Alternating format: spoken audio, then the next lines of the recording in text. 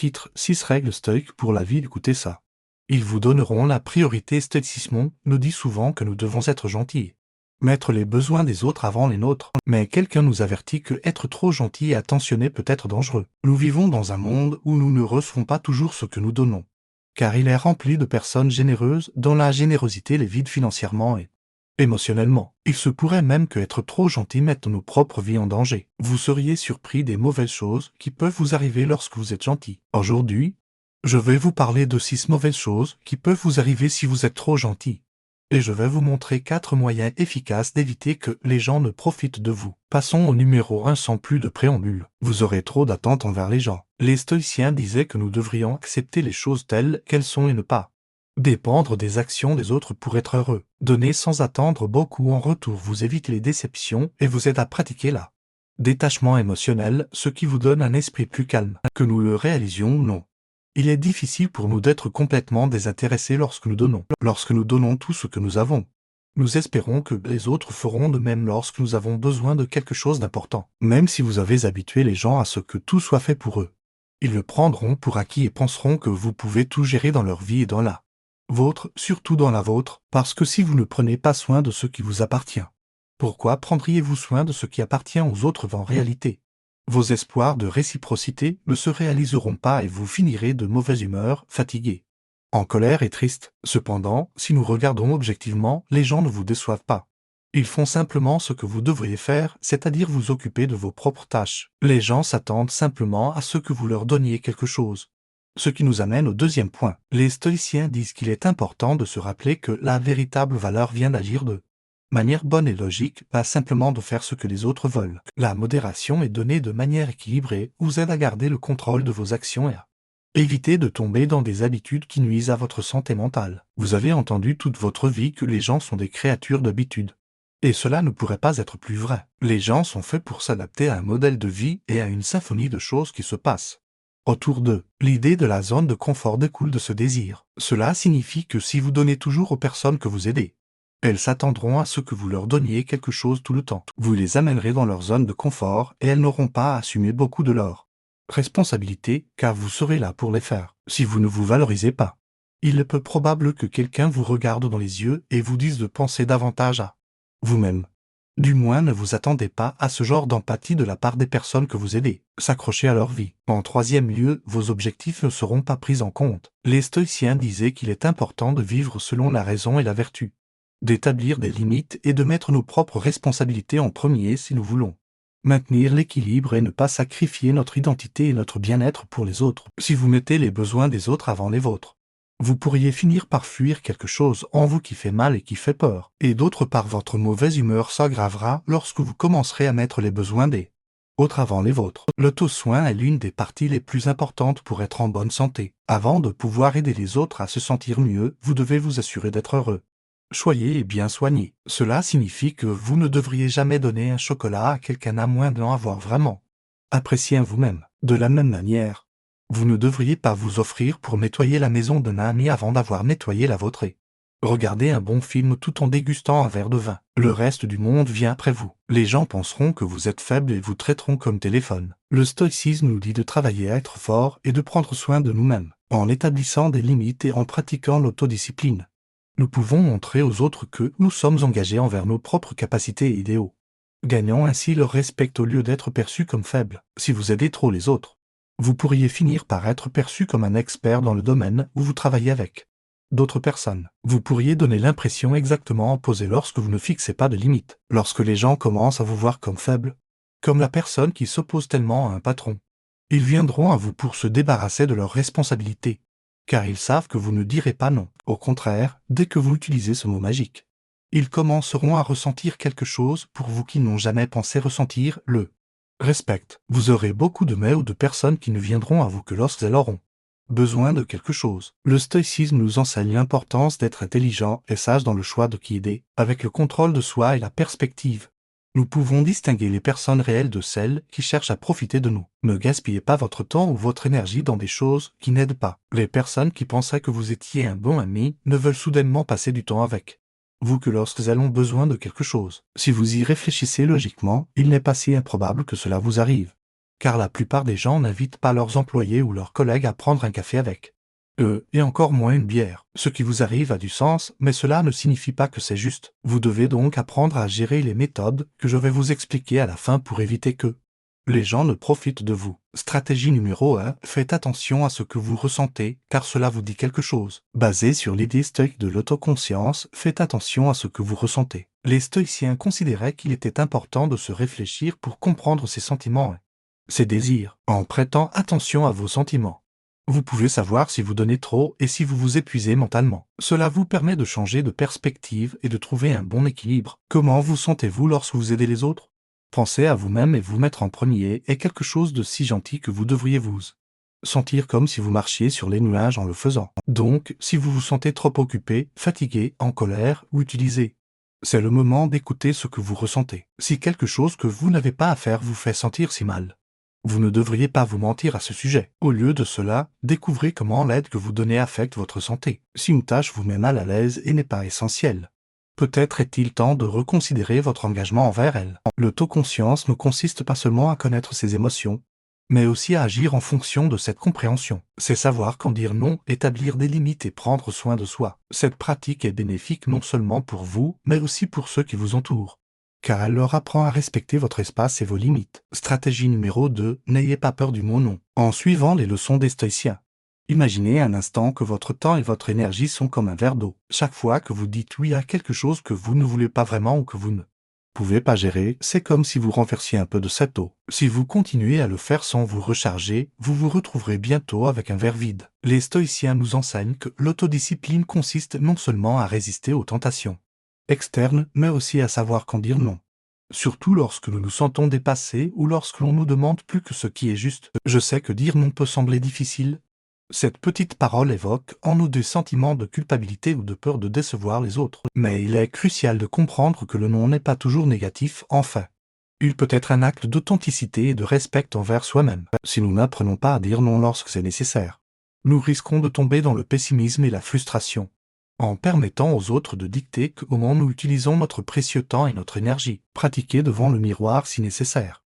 Rappelez à votre reflet que dire non est une façon d'affirmer votre liberté, de protéger votre bien-être et d'éviter des situations inutiles ou risquées. En le faisant, vous vous protégez non seulement vous-même, mais vous apprenez également aux autres à respecter vos limites et votre valeur. Rappelez-vous, amis, que la prochaine fois que vous vous retrouverez à la croisée des chemins, considérez si dire oui vous remplira ou videra votre verre et n'ayez jamais peur du mot non. C'est un outil puissant dans votre arsenal pour mener une vie plus équilibrée et heureuse. Stratégie numéro 3. Définissez des limites claires et communiquez-les. Les stoïciens soulignent l'importance de savoir définir nos propres limites et de les communiquer aux autres de manière claire et respectueuse. Lorsque vous êtes trop gentil, vous risquez de devenir un paillasson sur lequel les autres marchent sans considération pour vos besoins et vos limites. Il est donc essentiel de prendre le temps de réfléchir à ce que vous êtes prêt à donner et à quelles conditions. Fixez vos limites en fonction de vos propres capacités et priorités, et assurez-vous de les faire connaître aux personnes avec lesquelles vous interagissez. Cela peut se faire par des conversations honnêtes et respectueuses,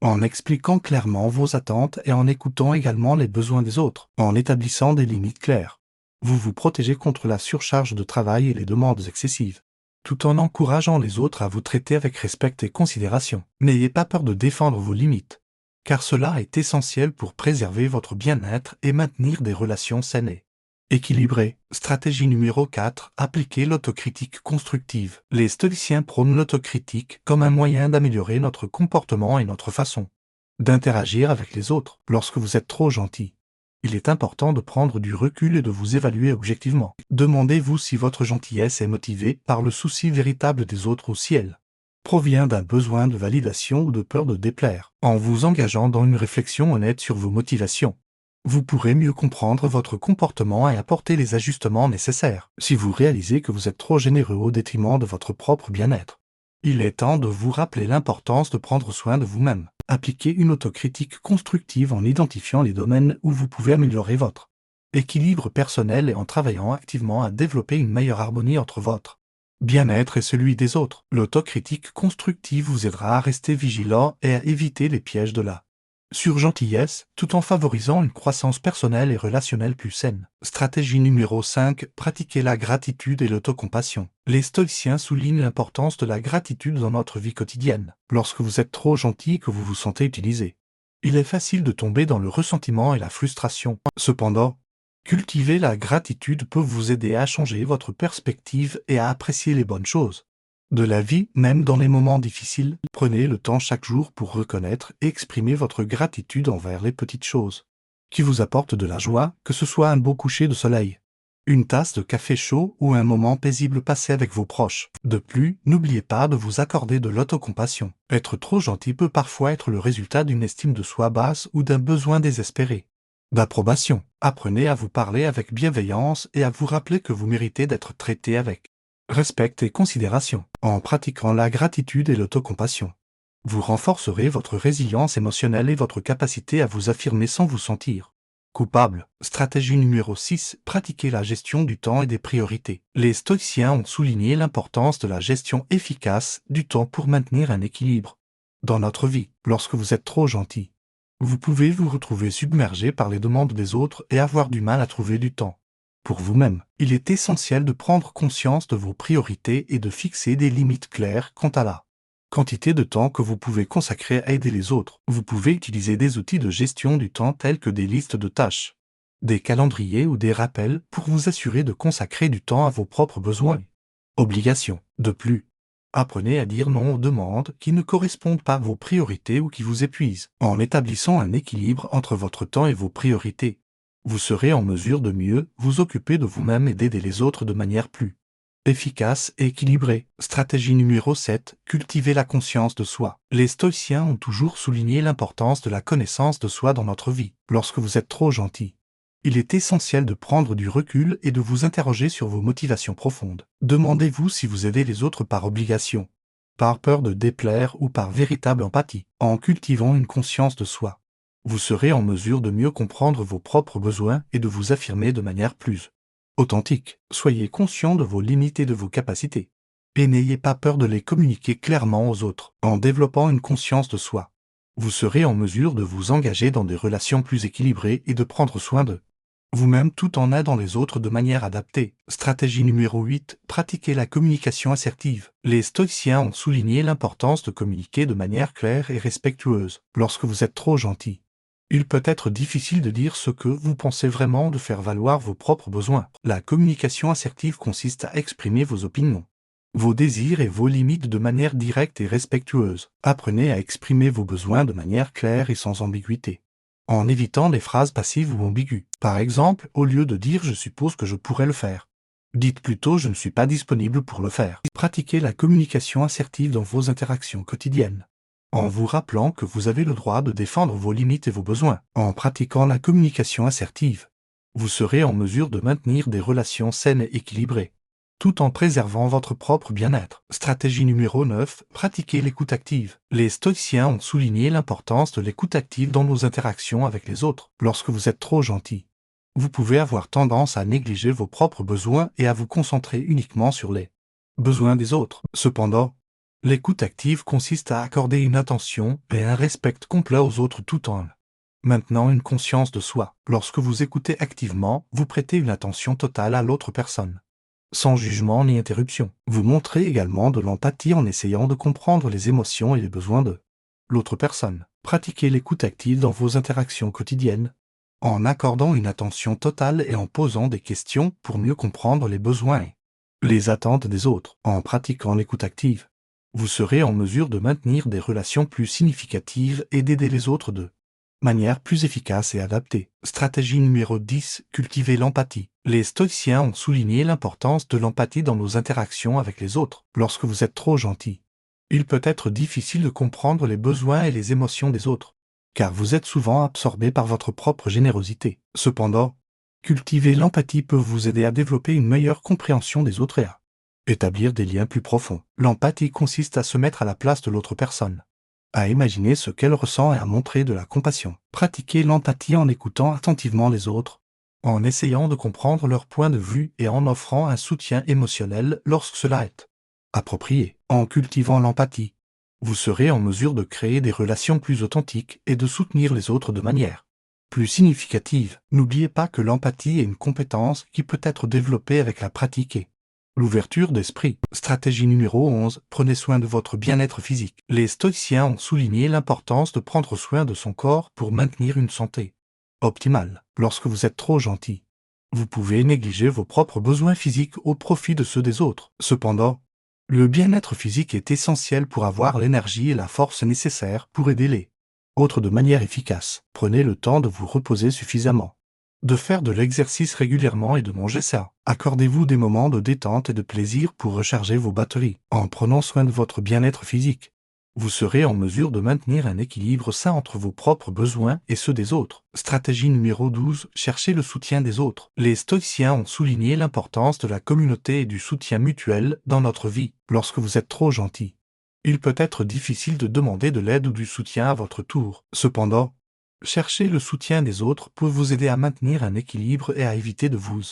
épuiser. Identifiez les personnes de confiance dans votre vie et n'hésitez pas à leur demander de l'aide lorsque vous en avez besoin. Soyez ouvert et honnête quant à vos propres besoins et préoccupations. En atteignant, vous découvrirez que les autres sont souvent prêts à vous soutenir de la même manière que vous les avez soutenus. Reposer sur les autres et partager les responsabilités peut vous aider à maintenir un équilibre sain et à éviter de vous épuiser. Stratégie numéro 13. Réfléchissez à vos valeurs et à vos priorités. Les stoïciens ont souligné l'importance de vivre en accord avec nos valeurs et de définir des priorités claires dans notre vie. Lorsque vous êtes trop gentil, vous pouvez parfois vous éloigner de vos propres valeurs et vous laisser emporter par les besoins des autres. Cependant, prendre le temps de réfléchir à vos valeurs et à vos priorités peut vous aider à rester fidèle à vous-même et à maintenir un équilibre sain. Identifiez ce qui est vraiment important pour vous et ajustez vos actions en conséquence. Soyez sélectif dans vos engagements et assurez-vous qu'ils sont en alignement avec vos valeurs et